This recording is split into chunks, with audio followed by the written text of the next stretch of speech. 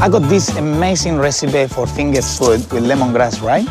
And yesterday night, I was dreaming what will be the most perfect place to actually cook the recipe. I closed my eyes, bang, and here we are, the Botanical Gardens in Kent, an absolutely amazing, outstanding place. This is one of the oldest, actually the oldest tropical rainforest in the whole entire world.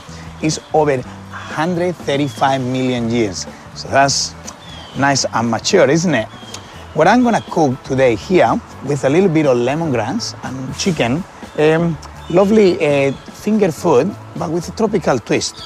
And we're actually gonna do like a meat patty around the lemongrass. It's gonna be fantastic, you're gonna love it. First ingredient, fresh garlic. We're smashing it to release all the amazing, lovely flavors, and we're roughly chopping it. This is gonna be the beginning, the first ingredient of this amazing recipe, okay? The garlic, we're going a little bit of ginger. We chop it nice and rough. The ginger is a must-have flavor in these sort of recipes.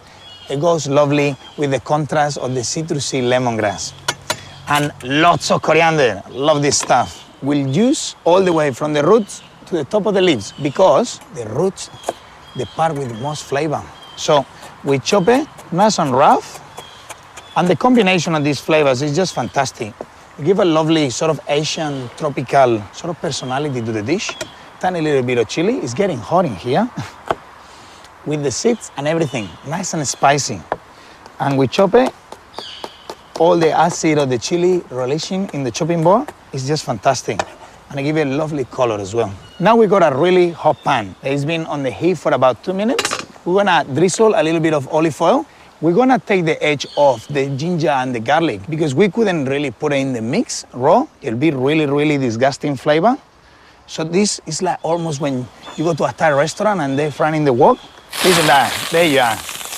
Look at that, that's absolutely fantastic. We're gonna put a tiny little bit of soy sauce. It's giving a lovely saltiness. So we're not gonna season this. We'll put the chicken mince into the pan. We don't wanna actually cook it. We just wanna mix it. And we'll make sure that all that lovely chili, the ginger, the garlic, and the coriander, they actually mix in through the mince. We'll put it in the plate, and we start skewering. We're gonna put back on the heat our pan, so it gets nice and hot again, with a tiny little bit of olive oil. And now we're gonna get rid of that little tip of the lemongrass that looks a little bit manky. We're gonna give it just a quick bash. So we're gonna get all that amazing, lovely fragrance of the lemongrass. We'll get a little bit of like a little meatball in my hand. We'll flatten it out like this. So we're squeezing the mince on top of the skewer, like basically making a meatball.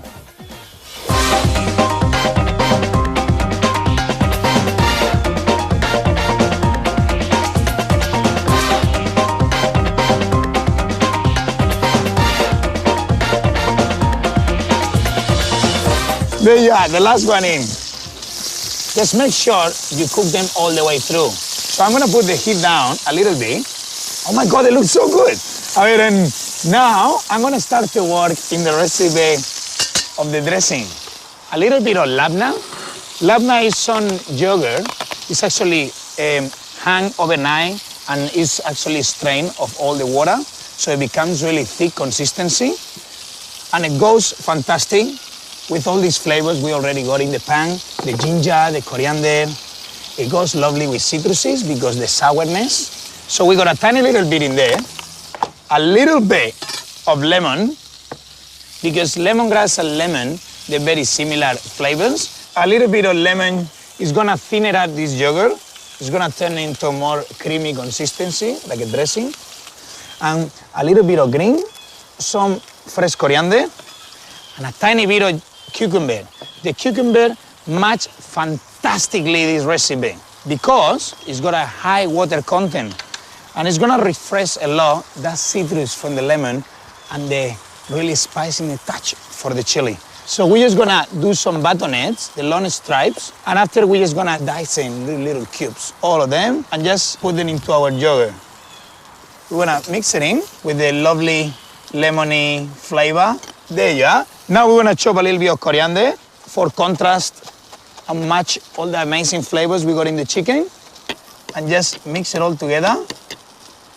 And the last touch of the dressing is nice, lovely, hot chilies. Look at the size of the chilies down here. Everything is so big. So we're gonna take a little bit the seeds out of the way and just the same operation. We'll do it in some fine julienne and just dice again. So actually it gives you texture. So it's little bites of chili through the dressing and we'll put it in the yogurt. Now we mix it in and here we are. Let me taste.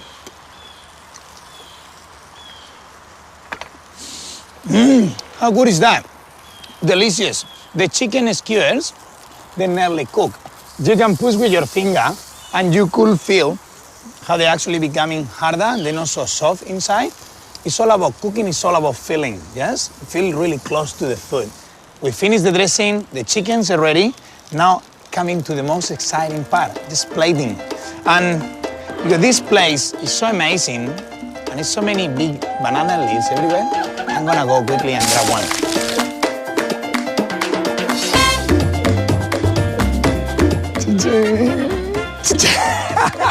A massive banana leaf. Okay, this amazing banana leaf is gonna be the underplay of our tropical recipe. And now we plating this lovely lemongrass, chili, ginger, and coriander skewers that look absolutely fantastic. A little tip, when you finish this recipe, all this amazing olive oil is being infused with all the flavors of the ginger, chili, coriander, got lots of flavor, so we don't want to waste it. So, as tropical as it gets, just exactly the same way that in my dream.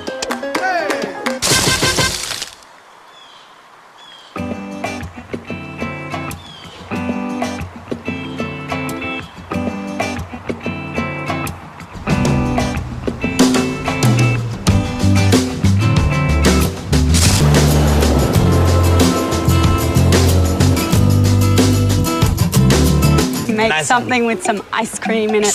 So I've got the blender. This is our main tool for today, so I'm just going to chuck everything in there and whiz it up. I'm going to start by just squeezing a couple of limes into this blender. No shaking, just blending. Got some mangoes as well, some frozen mangoes. I've just cut the cheeks off, put those in the freezer, and nice and cold.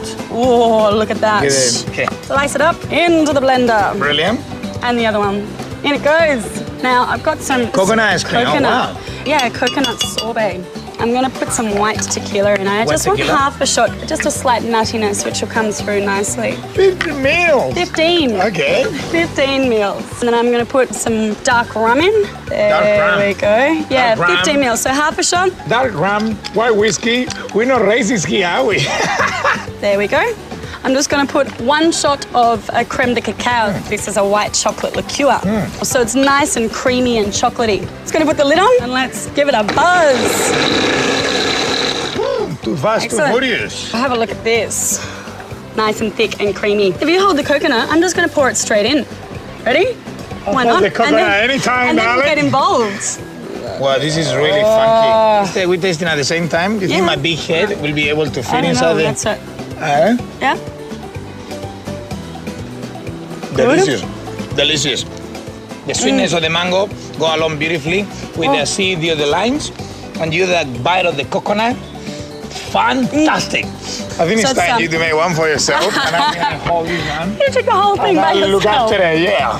Ooh. Salud. Vamos Salud. ustedes. Cheers.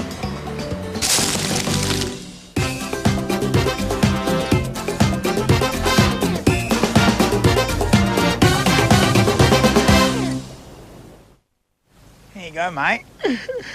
Look at the size of this fella. Would you like to have a drink? You thirsty? I think he can speak Spanish.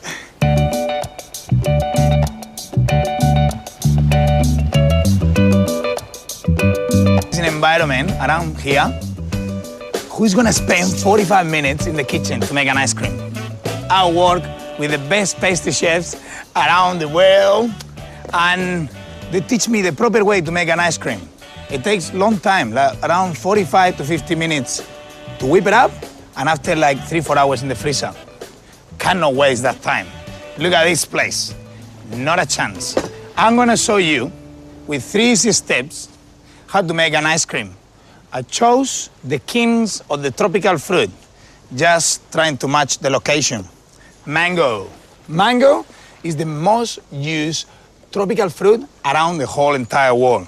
What we need to do is have it nice and frozen. It's got lots of sugar, and the sugar will freeze. When we put it in the food processor with a tiny little bit of mascarpone cheese, this is gonna emulsify, and it's gonna blend together into a single amazing, creamy sorbet, ice cream, call it however you wanna call it, in just 2 minutes. And the rest of the day, jump it in the swimming pool. So come and have a look in this. The frozen mango goes into the RoboCop. About 4 or 5 mango cheeks. There we are. They're nice and frozen, cut them really little, so the blade of the Robo doesn't struggle to process them. And now we'll put the mascarpone inside, get the cream stuff, light to look after the figure, really good for the swimming pool. Mango, mango, mango. So exciting. A tiny little bit of sugar for the sweetness touch. Sprinkle icing sugar, go fantastic. Dissolves really quickly, and just get into the action of processing everything together. Just zoom, zoom, zoom, pulse. There we are. It's breaking the ice slowly, and it's becoming really quick ice cream. Mango is one of my favorite fruits. Wow, it starts to come together. There we are, we're nearly here. It's looking perfect, it's looking fantastic. Stop. Wow. And help with the spoon a tiny little bit again. You see it's hard, actually like a really nice creamy ice cream. And now, presentation touch, the mango rose. All you need, a really juicy mango cheek. Scoop it out the same way you do the avocados onto the chopping board. Make sure you use a big spoon so it's nice and smooth. And now, magic time.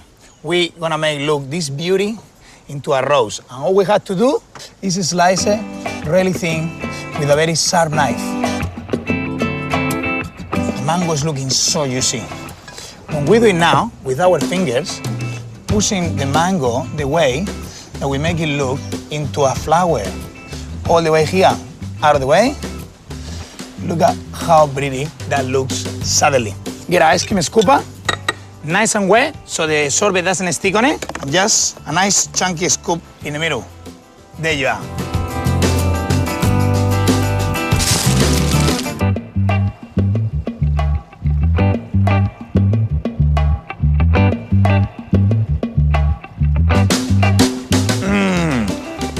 The same ice cream from the ice cream machine. Only in a couple of minutes, and now I go all day to enjoy in the swimming pool.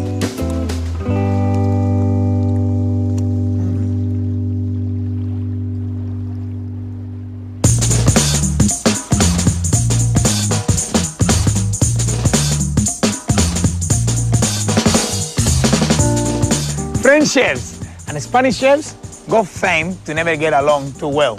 I got an amazing recipe to cook my coral trout in papillote. The coral trout is one of the most delicate fish.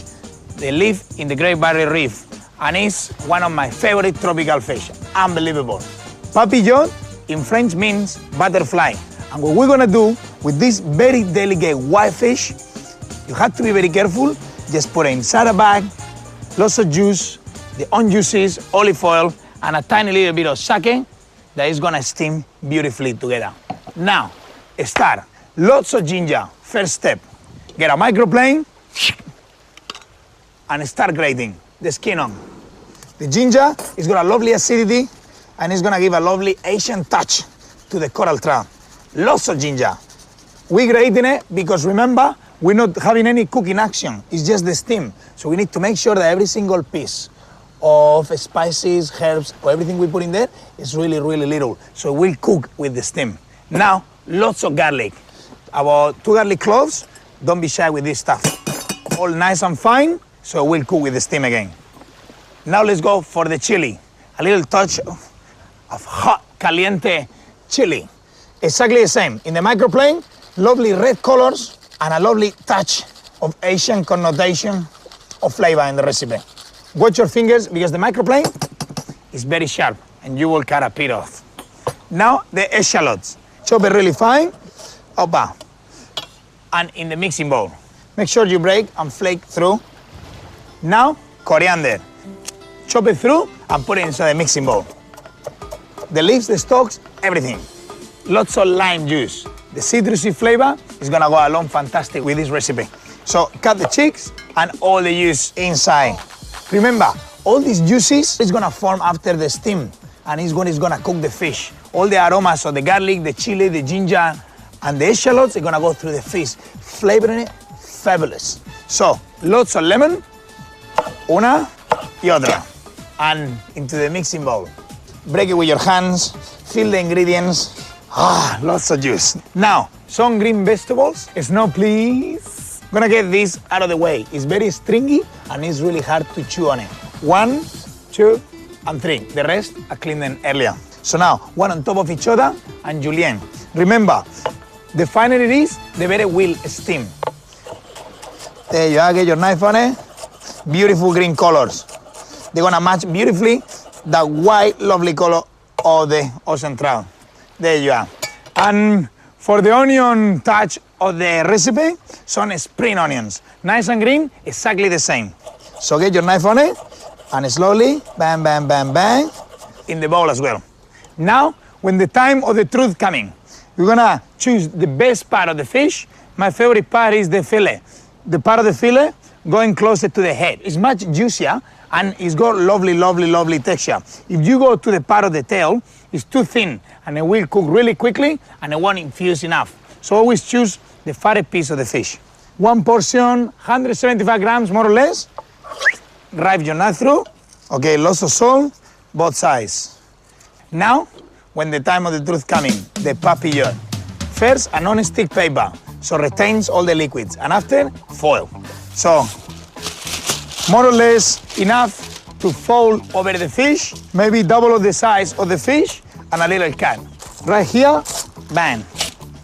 Put the fish in the center of the paper. All your veggies with the juices gonna go on top. And remember, lots of chili, lots of ginger, lots of garlic. It smells fantastic. It's so many aromas inside there. The lime, the coriander, and look at the color, just like a paint. So beautiful. Now, we're gonna fold the bag like this. There we are. And remember the sides, fold it really nice and tight. Close that one, press with your finger really nice and tight, and a tiny little bit of sucking. Just remember, it's lots of juices from the lime, the lemon, the chili, the ginger, and the fish will start sweating off and will be lots of steam going on inside the bag. And now, the other side, exactly the same. Make it nice and tight and press with your finger. All the juices go inside and do the last part. Fold it, opa, and almost like a parcel. Now, to make sure that we get this nice and safe, so it's not gonna explode or break, the foil. Exactly the same operation. Opa, get the fish in the middle. Make sure the bag is closed for every single side and close it exactly the same way. And make sure it's really nice and tight from both sides. Opa. Merci beaucoup. Quand bien client tournoi ce soir? Fold it really nice and tight and I go straight on the oven. Because we don't have an oven here, I make myself a little stovey. One of my English friends teach me that. So an English friend teach me that, a French recipe, a Spanish guy cooking it in the middle of the tropical. Wow, what an amazing combination. So we open it, as you can see, it's nice and smoky, and we put a tiny little bit of oil so the paper doesn't stick straight away as soon as it goes in. Back at home, around 180 degrees, 4 to 5 minutes. Voulez-vous coucher avec moi ce soir? Ce soir. 4 minutes out. My papillon at home, ready to go. It smells delicious. Switch off the heat. And now we're not done anything. We just chop all the veggies and the steam inside the papillon is done the rest for us. Break the bag. Oh wow. And smell all that steam. Absolutely beautiful. Onto the plate. And just break with your fingers and that's your whole presentation. As you can see, all the veggies are cooked and the steam is going through the fish beautifully. So now, a fork, and the most amazing French recipe. You see, the coral trout is such a delicate fish. It just flake, and it's perfectly cooked. The steam is done all the work for us. The chili, the ginger, the garlic, delicious. Now, I think even the Frenchest chef in the world will really proud of this Spaniard. Salud, Chantal.